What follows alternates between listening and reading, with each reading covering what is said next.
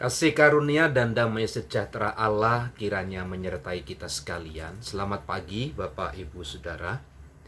Mari kita berdoa untuk kembali mendengarkan renungan pagi hari ini.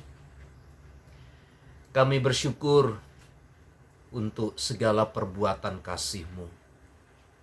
Kau nyatakan kembali kemurahan-Mu, kebaikan-Mu, sehingga pagi hari ini kami dapat kembali menikmati hari yang baru. Dan kami percaya ada banyak hal yang Kau buat di dalamnya. Dan kami tahu kalau kami ada sampai hari ini, itu bukti nyata Tuhan menyertai kami. Pagi hari ini kami akan kembali merenungkan firman-Mu. Tuhan, tolonglah kepada kami, agar kami semakin hidup taat tunduk di bawah otoritas dan kuasa Allah. Di dalam dan demi nama Yesus. Amin. Ayub pasal pertama,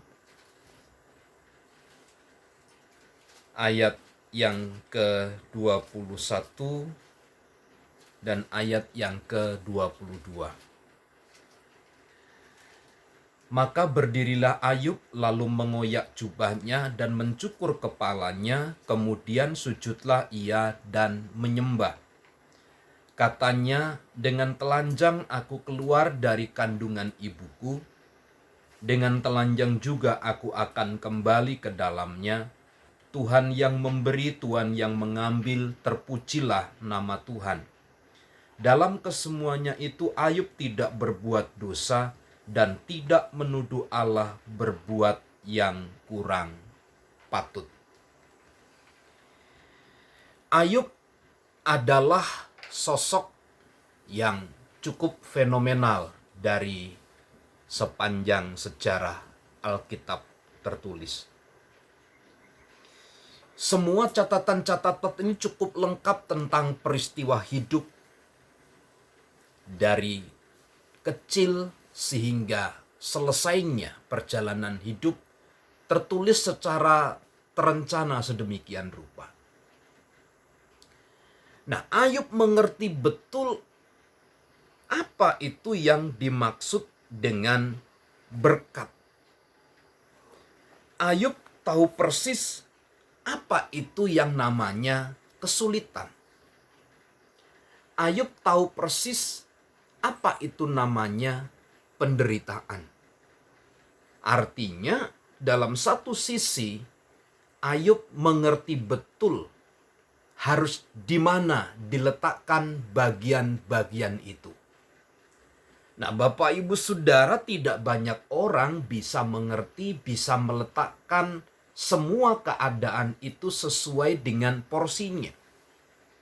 Kalau kita mau belajar dari tokoh Ayub ini, dia katakan begini, dengan telanjang aku keluar dari kandungan ibuku, dengan telanjang pula aku akan kembali ke dalamnya. Tuhan yang memberi, Tuhan yang mengambil, terpujilah nama Tuhan. Ayub bukan tidak pernah bersedih melihat anak-anak yang dikasihi hasil dari pernikahan sekian lama dengan istrinya harus diambil semua. Ayub bukannya tidak bersedih ketika harta bendanya habis hanya dalam sesaat. Tetapi Ayub tahu, Bapak Ibu Saudara, dia punya keyakinan segala sesuatu itu datangnya dari Tuhan. Maka kalau itu diambil, Ayub hanya berkata, terpujilah nama Tuhan.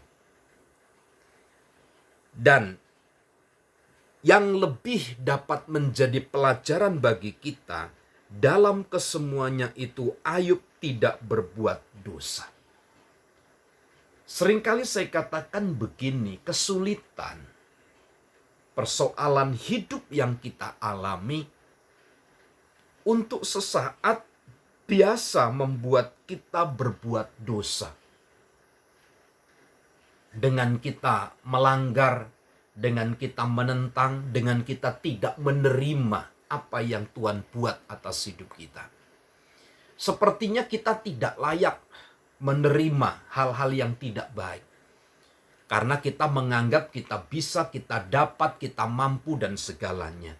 Tetapi Tuhan izinkan terjadi dalam hidup Ayub.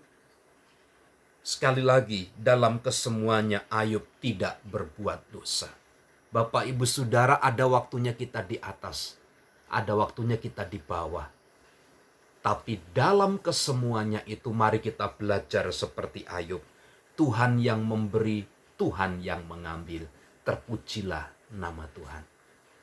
Mari kita memiliki prinsip dasar yang seperti ini untuk membangun kehidupan kita pagi hari ini. Dan saya tahu Tuhan yang menolong dan memampukan kita agar kita dapat melewati dari waktu ke waktu yang Tuhan percayakan kepada kita. Selamat pagi, selamat beraktivitas, Tuhan Yesus memberkati. Shalom.